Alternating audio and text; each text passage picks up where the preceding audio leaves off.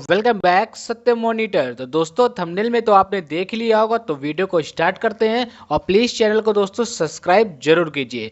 तो आपका जो फर्स्ट क्वेश्चन है वो है गेर नृत्य भारत के किस राज्य से संबंधित है। तो जो गेर नृत्य है भारत के वो राजस्थान से संबंधित है। नेक्स्ट क्वेश्चन आपका आया था कि 2023 में किस भारतीय गाने को ऑस्कर अवार्ड्स में बेस्ट ओरिजिनल सॉन्ग अवार्ड मिला। तो नाटू नाटू को मिला था। तो नाटू नाटू आपका राइट आंसर होगा। और जो फिल्म थी वो आपकी RRR थी और इसके जो निर्देशक थे वो SS राजा मौली थे। तो ये भी आपको याद में रखना है। आपका नेक्स्ट क्वेश्चन आया था कि ICC cricketer of the year 2022 का अवार्ड किसे मिला था। तो ये मिला था बाबर आजम, जो कि पाकिस्तान के रहने वाले हैं। तो बाबर आजम आपका करेक्ट आंसर होगा। नेक्स्ट आपका आया था कि लंदन में द ईस्ट इंडिया एसोसिएशन की स्थापना किसने की थी। तो ये दादा भाई नौरोजी ने की थी, जो कि 1866 में की थी। तो आपको सन भी याद रखना है, इससे भी आपके SSC CHSL में क्वेश्चन पूछे जा रहे हैं। नेक्स्ट है आपका जनवरी 2023 में पहली विश्व बधिर T20 क्रिकेट चैंपियनशिप का आयोजन भारत में किस राज्य में किया गया। तो ये केरल में किया गया था। ऐसे ही क्वेश्चन आपके दोस्तों और आगे भी आ सकते हैं, तो वीडियो को लास्ट तक जरूर देखिएगा। तो भारत के 15वें स्वतंत्रता दिवस का विषय क्या था। तो राष्ट्र पहले हमेशा पहले, ये इसका मेन दिवस था। नेक्स्ट आपका आया था कि अनुसूचित जाति एवं अनुसूचित जनजाति अत्याचार निरोध अधिनियम कब आया। तो ये आपका 11 सितंबर 1989 में पारित किया गया था और ये 30 जनवरी 1990 में पूरे भारत में लागू किया गया था। तो दोस्तों आपका जो करेक्ट आंसर होगा वो 11 सितंबर 1989 आपका करेक्ट आंसर हो जाएगा। नेक्स्ट आपका आया था कि आर मुथुकात्र मल्ल 2022 में पद्म श्री विजेता किस नृत्य से संबंधित है। तो ये सादिर नृतिका से संबंधित है, जो कि दोस्तों तमिलनाडु से, ये मतलब तमिलनाडु के राज्य से है। तो आपको ये भी ध्यान में रखना है कि ये किस राज्य का नृत्य है। तो ये तमिलनाडु राज्य का नृत्य है। नेक्स्ट आपका आया था कि हैरत डोमार के मॉडल पर कौन सी पंचवर्षीय योजना आधारित थी। तो प्रथम पंचवर्षीय योजना आधारित थी, जो कि 1951 से लेकर के 1956 तक यानी आपकी होगी, यानी 5 वर्षीय योजना। नेक्स्ट आपका क्वेश्चन आया था कि भारत का पहला कार्बन मुक्त राज्य कौन सा है। तो हिमाचल प्रदेश भारत का पहला कार्बन मुक्त राज्य है, ये आपका करेक्ट आंसर होगा। और भारत का पहला जैविक राज्य सिक्किम है। और भारत का पहला 100% जल वाला जो राज्य है वो गोवा है। तो आपको ये भी दोस्तों ध्यान में रखना है, क्योंकि इससे भी आपके बहुत से क्वेश्चन पूछे जाते हैं। आपका नेक्स्ट क्वेश्चन आया था कि वर्ल्ड टेस्ट चैंपियनशिप 2019-21 में भारत फाइनल में किस टीम से हार गई थी। तो न्यूजीलैंड से हार गई थी। तो न्यूजीलैंड आपका करेक्ट आंसर होगा। और वर्ल्ड टेस्ट चैंपियनशिप 19-21 में जो विजेता थी वो न्यूजीलैंड थी और 21 से 23 में जो विजेता थी वो ऑस्ट्रेलिया थी। तो आपको ये भी ध्यान में रखना है दोस्तों। स्मार्ट सिटी मिशन कब शुरू किया गया था। तो स्मार्ट सिटी मिशन दोस्तों 2015 में शुरू किया गया था। तो 2015 आपका करेक्ट आंसर होगा।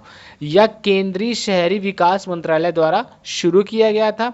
और जबकि यह भारत में 100 में स्मार्ट सिटी शहर शिलांग है। तो ये भी आपको याद में रखना है कि जो 100वां स्मार्ट सिटी है वो शिलांग है। अभी भी काम चल रहा है बहुत से शहरों में उनको स्मार्ट सिटी बनाने का। नेक्स्ट आपका आया था कि 2011 में जनगणना के अनुसार देश में शहरी जनसंख्या कितनी है। तो 31.7% क्या है, शहरी जनसंख्या है। नेक्स्ट आपका आया था कि भारत में पहला जूट का मिल कहाँ पर स्थापित किया गया था। तो जो भारत में पहला जूट का मिल था वो 1855 में कोलकाता के पास हुगली नदी पर सिर्रा में की गई थी, यानी स्थापना की गई थी। तो कोलकाता आपका करेक्ट आंसर होगा। और जूट को गोल्डन फाइबर नाम भी दिया गया था, यानी इसको गोल्डन फाइबर भी कहा जाता है। तो आपको ये भी याद रखना है। और जूट में भारत का सबसे अधिक उत्पादन जो होता है वो पश्चिम बंगाल में होता है। तो ये सारे आपको फैक्ट दोस्तों ध्यान में रखने हैं। नेक्स्ट आपका आया था कि तैराकी में रिंग की चौड़ाई कितनी होती है। तो जो तैराकी में रिंग की चौड़ाई होती है वो दोस्तों 1 मीटर होती है। कम से कम आपकी कितनी, 1 मीटर होती है। तो 1 मीटर आपका करेक्ट आंसर होगा। और तैराकी कुंड यानी स्विमिंग पूल की जो लंबाई होती है वो 50 मीटर होती है। और इसकी जो गहराई होती है दोस्तों वो 1.8 मीटर से अधिक होती है। नेक्स्ट आपका आया था उत्तर रामचरित रचना किसकी है। तो उत्तर रामचरित जो किसकी रचना है, तो ये है भावभूति की आपकी रचना है। तो आपका करेक्ट आंसर भावभूति हो जाएगा। नेक्स्ट आपका आया था कि टुसु पर्व किस राज्य में मनाया जाता है। तो दोस्तों ये झारखंड राज्य में मनाया जाता है। यह एक फल का उत्सव होता है। तो आपको ये भी ध्यान में रखना है कि यह एक फल का उत्सव है और जो कि सर्दियों के दौरान पौष महीने के आखिरी दिनों में ये मनाया जाता है। नेक्स्ट आपका आया था कि हरि प्रसाद चौरसिया कौन से वाद्य यंत्र बजाते हैं।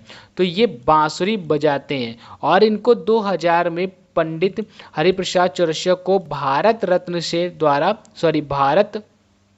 सरकार द्वारा पद्म विभूषण से सम्मानित किया गया था।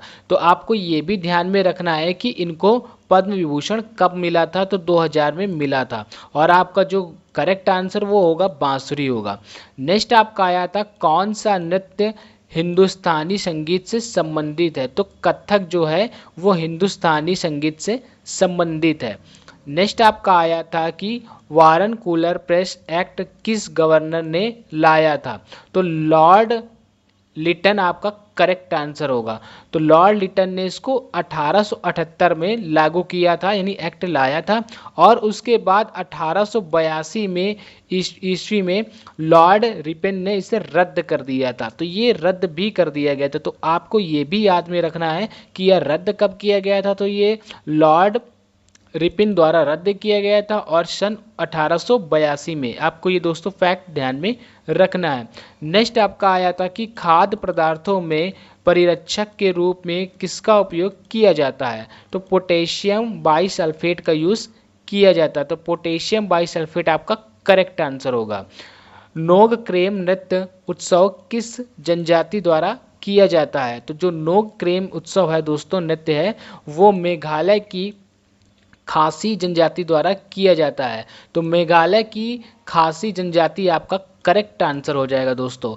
नेक्स्ट आपका आया था कि मेलबर्न फिल्म फेस्टिवल में कौन सा भारतीय क्रिकेटर मुख्य अतिथि थे। तो कपिल देव जो थे वो मुख्य अतिथि थे।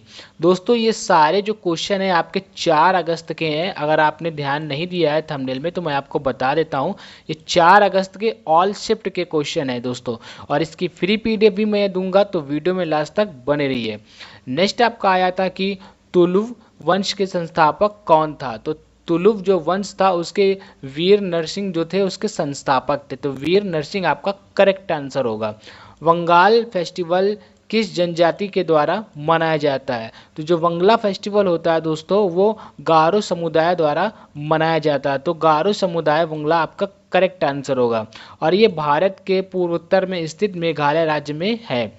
नेक्स्ट आपका है दोस्तों बैरन द्वीप कहाँ स्थित है। तो जो बैरन द्वीप है दोस्तों वो अंडमान द्वीप समूह में स्थित है। तो अंडमान द्वीप समूह आपका करेक्ट आंसर होगा। और यह एशिया या दक्षिण एशिया के बैरन द्वीप एकमात्र सक्रिय ज्वालामुखी है। जो बैरन द्वीप है दोस्तों यह एक सक्रिय ज्वालामुखी है। तो आपको ये भी फैक्ट ध्यान में रखना है क्योंकि ऐसा भी क्वेश्चन आपसे पूछा जाता है। नेक्स्ट आपका आया था कि लागत पर सकल राष्ट्रीय उत्पादन यानी कि एनएनपी किसके द्वारा होता है, किसके बराबर होता है। तो ये राष्ट्रीय आय के दोस्तों बराबर होता है। आपका नेक्स्ट क्वेश्चन आया था कि एस्टर में गंध होती है। तो कैसी गंध होती है एस्टर में। तो ये फलों जैसी गंध होती है, जैसे एक लाइक फ्रूटी की तरह। तो आपका ये करेक्ट आंसर हो जाएगा। नेक्स्ट आपका आया था दोस्तों कि 31 दिसंबर 1802 को किस मराठा राजनेता ने बशीन की संधि पर हस्ताक्षर किए थे? तो बशीन की जो संधि की पर हस्ताक्षर किए थे वो किए थे पेशवा बाजीराव द्वितीय ने। तो आपका पेशवा बाजीराव सेकंड यानी कि द्वितीय आपका करेक्ट आंसर होगा। और ये अंग्रेजों के मध्य 31 दिसंबर 1802 में ये हुआ था। आया था कि कुंभ मेला कहाँ लगता है? तो दोस्तों ये सबसे इम्पॉर्टेंट क्वेश्चन है, वेरी वेरी इंपॉर्टेंट क्वेश्चन है, क्योंकि इससे सबसे ज़्यादा क्वेश्चन आपके पूछे जाते हैं। आपका इसी में कुंभ मेला भी आता है, अर्ध कुंभ मेला भी आता है और महाकुंभ मेला का भी क्वेश्चन इससे पूछा जाता है। तो ये दोस्तों हमारा उत्तर प्रदेश, उत्तराखंड और महाराष्ट्र राज्यों में लगाया जाता है। तो इनमें से जो भी आपका ऑप्शन होगा इनमें से, तो वो आपका करेक्ट आंसर हो जाएगा। और ये 4 पवित्र स्थानों पर लगाया जाता है। तो कौन कौन से हैं? हरिद्वार, प्रयागराज, उज्जैन और नासिक, इन 4 शहरों में ये लगाया जाता है। और कुंभ मेला दोस्तों 3 तरह का होता है। पहला होता है अर्ध कुंभ मेला, दूसरा होता है कुंभ मेला और तीसरा होता है आपका महाकुंभ मेला। तो दोस्तों जो आपका अर्ध कुंभ मेला जो आयोजित होता है वो 6 साल में किया जाता है, यानी 6 साल में एक बार होता है। और जो कुंभ मेला आयोजन होता है वो 12 साल में एक बार होता है। जबकि दोस्तों महाकुंभ मेला जो होता है वो आपका 144 साल में एक बार लगाया जाता है। तो ये आपको फैक्ट दोस्तों ध्यान में रखने हैं। नेक्स्ट आपका आया था कि गंगा नदी तक के प्रदेशों पर कब्जा करने के लिए किस चोल राजा ने 11वीं शताब्दी में हमला किया था? तो राजेंद्र चोल प्रथम ने ये हमला किया था। तो आपका राजेंद्र चोल प्रथम करेक्ट आंसर होगा।